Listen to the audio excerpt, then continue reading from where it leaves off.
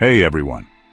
Ever think about what happens to satellites when they're done with their job? It's easy to imagine them floating around in space forever, but it's a bit more complicated than that. Let's explore the life of a satellite, from launch to its very end. First, when a satellite is launched, it goes into a specific orbit based on its job. Low Earth orbit, or LEO, is a popular spot, especially for satellites taking pictures and doing science experiments. But what happens when they're finished? Often, LEO satellites are deorbited. That means they're slowed down so they fall back to Earth and burn up in the atmosphere. Imagine it like a planned fall from the sky.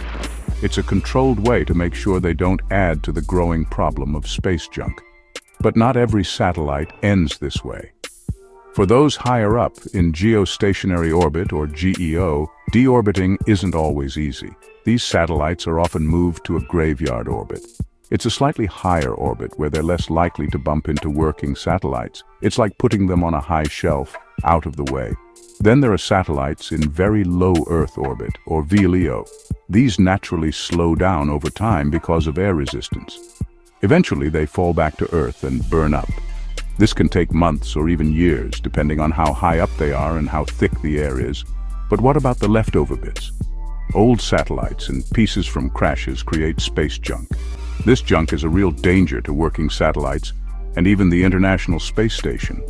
It's like a messy junkyard in space, and cleaning it up is a big challenge. When satellites fall back to Earth, most of them burn up completely.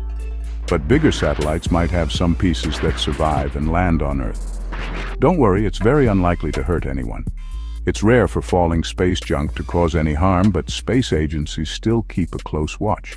So that's the journey of a satellite, from launch to retirement. It's a really interesting process with lots of planning involved.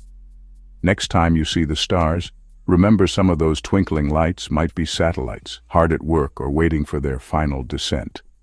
Thanks for watching. If you liked this video, please give it a thumbs up, subscribe, and click the bell for more cool science videos.